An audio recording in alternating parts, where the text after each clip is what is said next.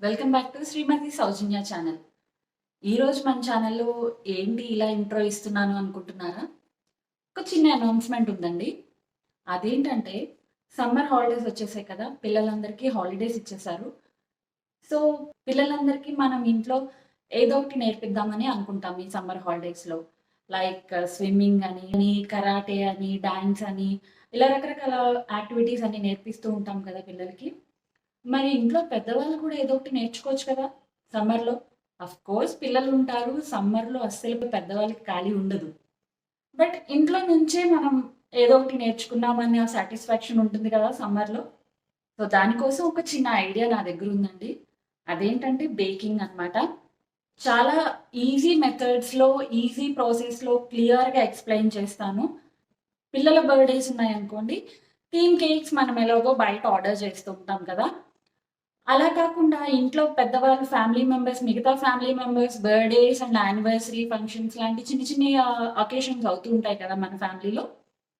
అలాంటప్పుడు బయట నుంచి కేక్ ఆర్డర్ చేయలేము, అలాగని ఇంట్లో చేయలేము అన్నట్టు ఉంటాయి కదా! సో, ఇంట్లో ఎందుకు చేయలేము? ప్రతి ఒక్కరు కూడా ఇంట్లో బేకింగ్ చేయగలరు అని చెప్పి ఈ వీడియోస్‌ని నేను మీ ముందుకు తీసుకొచ్చేసాను. మనకి బేసిక్‌గా కొన్ని కేక్స్ ఉంటాయి కదండీ! చాక్లేట్ కేక్స్, వెనిలా కేక్స్ అలాంటివి. ఆ కేక్స్ అన్నీ కూడా నేను మీకు చూపించాలనుకుంటున్నాను. With clear explanation, step by step ప్రాసెస్‌లో చూపించాలనుకుంటున్నాను. సో, దానికోసమే ఈ అనౌన్స్‌మెంట్. ఈరోజు ఈ వీడియో మే 4న రిలీజ్ అవుతుంది. ఇక నుంచి మే ఎండింగ్ లోపు మీ అందరికీ కేక్స్ తయారు చేయడం నేర్పేస్తాను. సో, మీలో ఎవరైనా గనక నా ఛానల్‌ని ఫస్ట్ టైమ్ చూస్తున్నట్టయితే గనక మన ఛానల్‌ని ఒక్కసారి విజిట్ చేయండి. నా కంటెంట్ గనక మీకు నచ్చినట్టయితే, నేను చెప్పే విధానం కూడా మీకు నచ్చినట్టయితే గనక దయచేసి సబ్స్క్రైబ్ చేసుకోవడం మాత్రం మర్చిపోకండి. అలాగే ఈరోజు వీడియో ఏంటంటే, మరి బేకింగ్ అంటున్నారు, బేకింగ్‌కి కావాల్సిన సామాన్లు మన దగ్గర ఉండవు కదా! ఎలా బేక్ చేసుకోవాలి అని మీరు ఖచ్చితంగా అనుకుంటారు. సో, దానికోసమే ఈ వీడియో నేను మీ ముందుకు తీసుకొచ్చేసాను. బేకింగ్‌కి బేకింగ్ టూల్స్ మాత్రమే అవసరం లేదండి. మనం ఇంట్లో డీఐవైతో చేసిన టూల్స్‌ని కూడా యూజ్ చేసుకోవచ్చు. అదెలాగో ప్రతి ఒక్క టూల్‌ని కూడా నేను మీకు డీఐవై రూపంలో చేసి చూపిస్తాను. ఏ టూల్‌కి ఎటువంటి డీఐవై యూజ్ చేయొచ్చు అన్నది నేను మీకు ఈ వీడియోలో చేసి చూపించేస్తాను. లేట్ చేయకుండా వీడియోనైతే స్టార్ట్ చేసేద్దాం. బట్ ఒక్కసారి వీడియో చూసి వీడియో నచ్చితే గనక దయచేసి ఒక లైక్ చేయండి. ఎందుకంటే లైక్ చేయడం వల్ల మన వీడియో అనేది మరికొంతమందికి రికమెండ్ అవుతుంది. ఈ వీడియోస్ ఎవరికైనా యూజ్ఫుల్ అవుతాయంటే వాళ్ళ వరకు చేరుతుందనమాట. ఇక్కడ నేను చూపిస్తున్న మెటీరియల్ అంతా కూడా కేక్ తయారు చేయడానికి అండ్ కేక్ డెకరేషన్ చేయడానికి యూజ్ అయ్యే మెటీరియల్, హోల్ మెటీరియల్ అన్నమాట.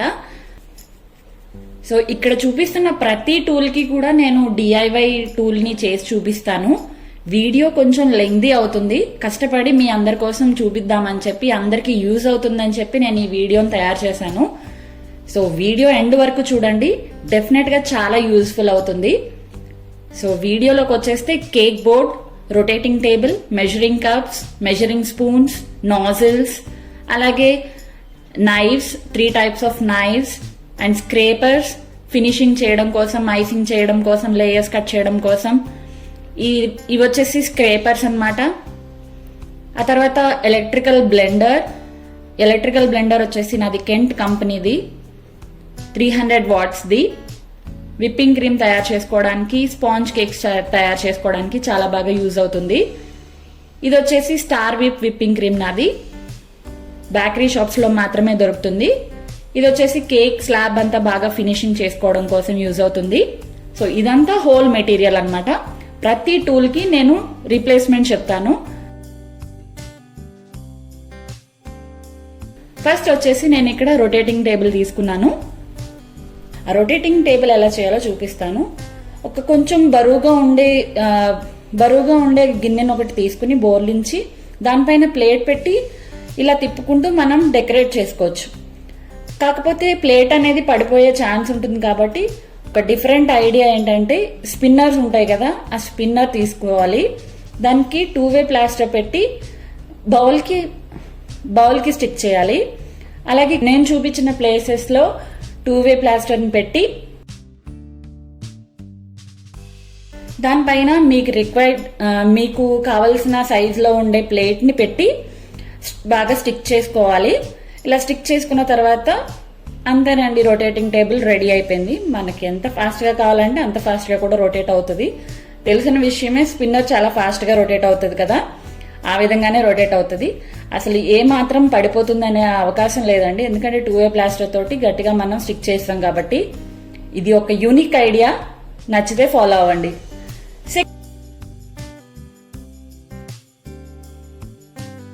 సెకండ్ డిఐవై వచ్చేసి నాజిల్స్ అనమాట.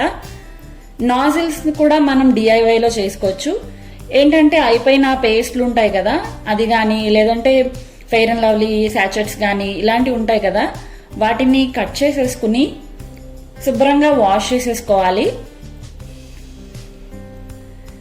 ఇలా అన్ని వైపులా కట్ చేసేసుకుని శుభ్రంగా వాష్ చేసేసుకుని తీసుకోవాలి. ఇలా వాష్ చేసుకున్న తర్వాత నేను చూపించిన విధంగా కట్ చేసేసుకోవాలి. ఈ మాత్రం సైజు ఉండే షీట్ని తీసుకుని దాన్ని కోన్ షేప్లో ఫోల్డ్ చేసుకుని ప్లాస్టర్ పెట్టి స్టిక్ చేసేయాలి.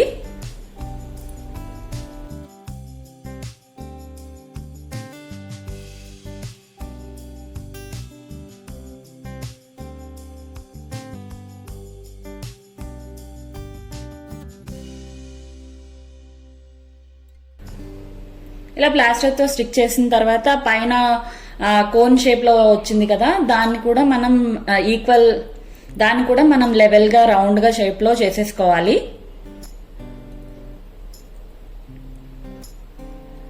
ఇలా చేసిన తర్వాత కింద ఉన్న పార్ట్ కట్ చేసుకుని మనకి కావాల్సిన డిజైన్లో మనం కట్స్ ఇచ్చుకుంటే మన నాజిల్స్ అనేవి రెడీ అయిపోతాయండి.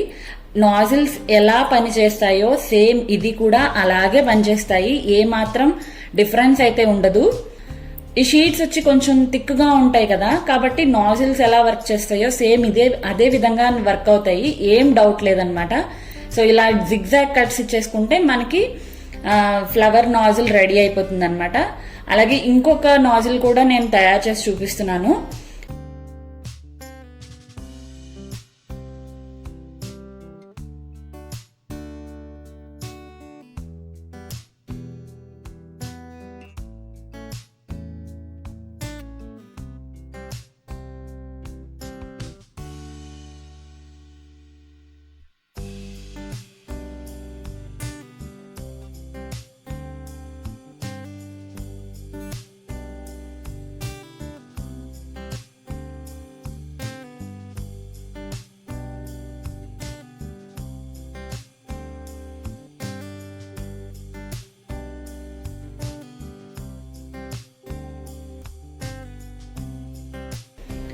సో ఈ విధంగా మనకి నాజిల్స్ అనేవి, మీకు కావాల్సిన నాజిల్స్ అనేవి రెడీ చేసేసుకోవచ్చు. చాలా ఈజీ మెథడ్.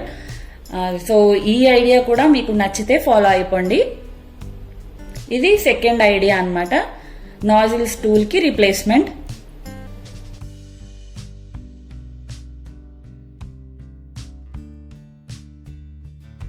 థర్డ్ వచ్చేసి మెజర్మెంట్ కప్స్ అండి. మెజర్మెంట్ కప్సే కావాలి అని ఏం లేదు. ఇక్కడ నేను చూపిస్తున్న మెజర్మెంట్ కప్ వచ్చేసి 250 ml అనమాట. మీకు అదే కావాల్సిన అవసరం లేదు, మన దగ్గర అవైలబుల్ గా ఉండే ఏ కప్స్ అన్నా కూడా తీసుకోవచ్చు. కాకపోతే ఏ కప్తో తీసుకుంటామో అదే కప్తో మిగిలిన మెజర్మెంట్స్ కూడా తీసుకోవాలి. గ్లాసెస్ కూడా యూజ్ చేసుకోవచ్చు. తర్వాత వచ్చేసి బటర్ పేపర్ అన్నమాట. బటర్ పేపర్ నేను యాక్చువల్గా నా వీడియోస్ చెక్ చేసినట్టయితే కనుక నేను బటర్ పేపర్ పెద్దగా యూజ్ చేయను. కాకపోతే బటర్ పేపర్ ఉంటే ఈజీగా ఉంటుంది ప్రాసెస్ అనేది. సో బటర్ పేపర్ ఎలా చేసుకోవాలి అంటే కనుక A4 షీట్స్ ఉంటాయి కదా, న్యూస్ పేపర్స్ లాంటివి కాకుండా ప్లెయిన్ A4 షీట్స్ ఉంటాయి కదా, A4 షీట్స్ తీసుకుని ఇలా మొత్తం అంతా కూడా ఆయిల్ అప్లై చేసేసుకోవాలి. ఒక్కొక్క సింగిల్ షీట్కి అప్లై చేసుకోని అవసరం లేదండి, ఒక 2-3 షీట్స్ని ఒకేసారి అప్లై చేసుకోవచ్చు. పైన అప్లై చేస్తే కింద వాటికి కూడా ఆయిల్ స్ప్రెడ్ అవుతుంది అనమాట. కాబట్టి 2-3 షీట్స్ని ఒకేసారి పెట్టుకుని మనం ఆయిల్ని అప్లై చేసేసుకోవడమే.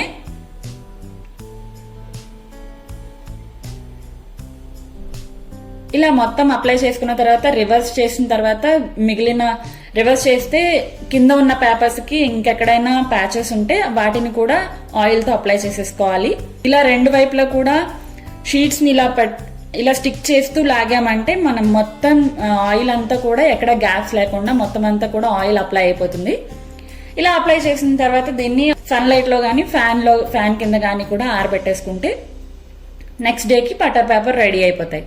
ఈ బటర్ పేపర్ని ఎలా యూజ్ చేయాలంటే చూడండి, బటర్ పేపర్ని హాఫ్కి ఫోల్డ్ చేసి ఇంకొక ఫోల్డ్ చేసిన తర్వాత మనం ఏ బౌల్లో అయితే వేయాలనుకుంటున్నామో ఆ బౌల్కి ఇలా కోన్ షేప్లో పెట్టి రౌండ్ షేప్ని కట్ చేసుకుంటే చూడండి మన కరెక్ట్ సైజులో బటర్ పేపర్ రెడీ అయిపోతుంది.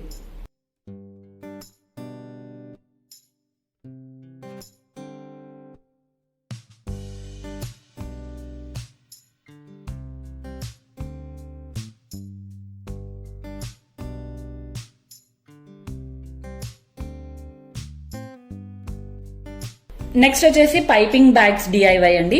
ఇది వచ్చేసి మనం రోజు యూజ్ చేసుకునే మిల్క్ ప్యాకెట్స్ ఉంటాయి కదా, వాటిని శుభ్రంగా వాష్ చేసేసుకుని ఎండలో డ్రై చేసేసుకుని స్టోర్ చేసుకున్నామంటే మనకి ఎప్పుడు కావాలంటే అప్పుడు పైపింగ్ బ్యాగ్స్ కింద యూజ్ అవుతాయి అన్నమాట. పైన టాప్ లో కట్ చేసేసి నాజిల్ ని పెట్టుకోవడం కోసం ఒక చిన్న కట్ ఇవ్వాలి. చూడండి, నాజిల్ కరెక్ట్ గా సరిపోయేంత కట్ మాత్రమే ఇవ్వాలి. పెద్దది చేసేసుకుంటే నాజిల్ జారిపోతుంది. కాబట్టి కరెక్ట్ సైజులో ఇలా నాజిల్ పెట్టుకోవడానికి వీలుగా ఉండేలాగా కట్ ఇచ్చేసి చూడండి పైపింగ్ బ్యాగ్ ఎలా యూజ్ అవుతుందో సేమ్ అలాగే యూజ్ అవుతుంది అనమాట. చాలా యూజ్ఫుల్ టిప్ ఇది, నచ్చితే ఫాలో అవ్వండి. నెక్స్ట్ వచ్చేసి కేక్ బోర్డ్ అన్నాను కదా, ఈ కేక్ బోర్డ్ అనమాట. ఈ కేక్ బోర్డ్ యాక్చువల్ గా నేను లాస్ట్ టైం ఎప్పుడో బర్త్డేస్ కి తెచ్చినప్పుడు ఆ కేక్ బోర్డ్ ని శుభ్రంగా వాష్ చేసుకుని దాచాను. కేక్ బోర్డ్ కోసం డిస్పోజబుల్ ప్లేట్స్ ఉంటాయి కదా, ఆ ప్లేట్స్ ని చుట్టూ ఉన్న బార్డర్ అంతా కట్ చేసి ఒక సర్కిల్ షేప్ లో చేసుకుంటే మన కేక్ బోర్డ్ రెడీ అయిపోయినట్టే. ఇది కూడా ఈజీ టిప్ కదా, నచ్చితే ఫాలో అయిపోండి. నెక్స్ట్ వచ్చేసి కేక్ ని లేయర్స్ కట్ చేయడం కోసం నైఫ్స్ యూజ్ చేస్తాము. నైఫ్స్ లాంటి టూల్స్ యూజ్ చేస్తాము. మన ఇంట్లో మన కేక్ కన్నా పెద్దగా ఉండే నైఫ్ ని మాత్రమే లేయర్స్ కట్ చేయడం కోసం యూజ్ చేయాలండి, లేదంటే ఈవెన్ గా కట్ అవ్వవు అనమాట. ఒకవేళ మన దగ్గర అటువంటి నైఫ్ అవైలబుల్ గా లేదంటే ద ఈజియెస్ట్ ప్రాసెస్ ఏంటంటే థ్రెడ్ అనమాట. థ్రెడ్ మనందరి ఇళ్లలో అవైలబుల్ గా ఉంటాయి కదా, థ్రెడ్ ని మనం ఎక్కడ లేయర్ కట్ చేయాలనుకుంటున్నామో అక్కడ పెట్టి రెండు వైపులా గట్టిగా పట్టుకుని లాగితే లేయర్ అనేది ఈవెన్ గా కట్ అయిపోతుందండి. చాలా బాగా పర్ఫెక్ట్ గా కట్ అవుతుంది. ఇది ద బెస్ట్ ప్రాసెస్ అన్నమాట. మీకు నచ్చితే ఈ టిప్ కూడా ఫాలో అయిపోండి.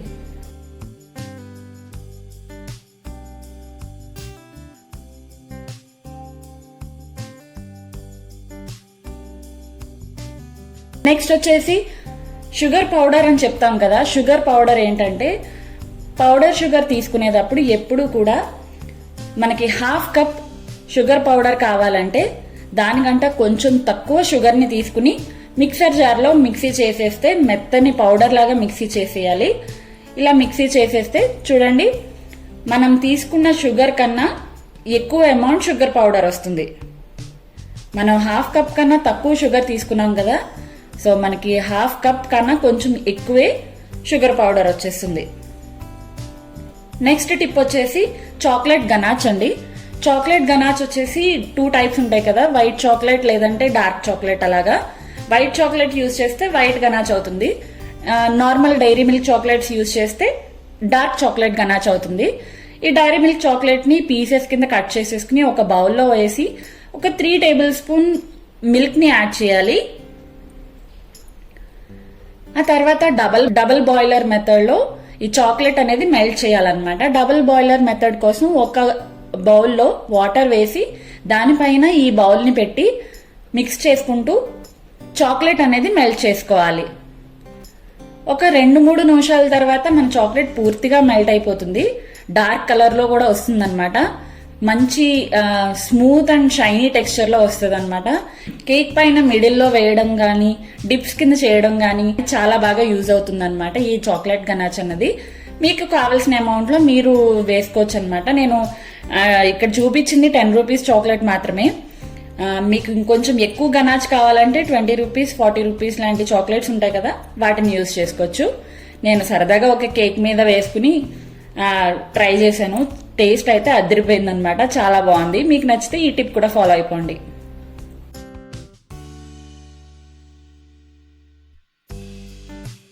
నెక్స్ట్ వచ్చేసి షుగర్ సిరప్ అంటాం కదా. షుగర్ సిరప్ వచ్చేసి ఒక బౌల్లో 1/4 కప్ వాటర్ తీసుకుని 3 టేబుల్ స్పూన్ షుగర్ తీసుకుని షుగర్ బాగా మెల్ట్ అయ్యేలాగా చేసి ఒక 2-3 నిమిషాలు హై ఫ్లేమ్ లో బాయిల్ చేసామంటే అదే షుగర్ సిరప్ అండి. షుగర్ సిరప్ రెడీ అయిపోతుంది. ఈ షుగర్ సిరప్ ని కేక్ చేసే ముందే ప్రిపేర్ చేసుకుంటే ఒక బౌల్లోకి తీసుకుని చల్లార్చుకోవాలి, కాబట్టి కేక్ చేసే ముందే ప్రిపేర్ చేసుకుని ఉంచుకోవాలి. షుగర్ సిరప్ అంటే అంతే అండి, ఇంకేమీ లేదు.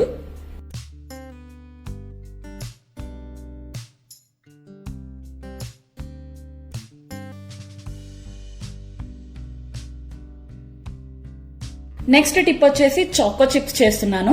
ఇక్కడ చాకో చిప్స్ కోసం ఒక బౌల్లో ఒక మిక్సింగ్ కప్ లో ఒక 4 టేబుల్ స్పూన్ పౌడర్ షుగర్ తీసుకోవాలి. 2 టేబుల్ స్పూన్ కోకోవా పౌడర్ తీసుకోవాలి. 1/2 టేబుల్ స్పూన్ వెనిలా ఎసెన్స్, ఇది ఆప్షనల్ అండి, ఉంటే వేసుకోవచ్చు లేదంటే లేదు. ఒక 2 టేబుల్ స్పూన్ వాటర్ యాడ్ చేసి బాగా మిక్స్ చేసుకోవాలి. దీని కన్సిస్టెన్సీ అనేది థిక్గానే ఉండాలండి. షుగర్ పౌడర్ యాడ్ చేస్తున్నాం కాబట్టి వాటర్ చూసుకుంటూ వేసుకోవాలి. ఒక్కొక్క స్పూన్ వేసుకుంటూ కలుపుకుని వేసుకోవాలి, లేదంటే పల్చగా అయిపోయిందంటే చాకో చిప్స్ అనేవి అంటుకుపోయి రావన్నమాట. సో ఇలా తయారైన బ్యాటర్ ని ఒక పైపింగ్ బ్యాగ్ లోకి వేసుకుని దాని టిప్ కొంచెం కట్ చేసి మన బటర్ పేపర్ ఆల్రెడీ ఇది వరకు తయారు చేసుకున్నాం కదా, ఆ బటర్ పేపర్ మీద డాట్స్ లాగా పెట్టేసుకుంటే చాకో చిప్స్ రెడీ అయిపోతాయి. ఒకవేళ స్ప్రింకిల్స్ కావాలి అంటే ఇలా లైన్స్ లాగా డ్రా చేసేసుకుని ఆరబెట్టేసుకుంటే మన స్ప్రింకిల్స్ రెడీ అయిపోతాయి. కేక్స్ ని డెకరేట్ చేసేటప్పుడు ఫినిషింగ్ కోసం స్క్రాపర్స్ ని యూజ్ చేస్తాము. వాటికి రీప్లేస్మెంట్ గా మనం వాడని డెబిట్ కార్డ్స్ లాంటివి ఉంటాయి కదా, వాటితోటి స్క్రేప్ చేసుకోవచ్చు. నాకు ఇక్కడ వీడియో మిస్ అయిందండి, అందుకని అప్లోడ్ చేయడం కుదరలేదు. సో ఇదండి ఈ రోజు వీడియో. ఈ వీడియో మీ అందరికీ బాగా యూజ్ అయిందని అనుకుంటున్నాను. సో వీడియో నచ్చితే కనుక దయచేసి ఒక లైక్ చేయండి. మరిన్ని మంచి మంచి వీడియోస్ కోసం నా ఛానల్ ని సబ్స్క్రైబ్ చేసుకోవడం మాత్రం మర్చిపోకండి. Thanks for watching.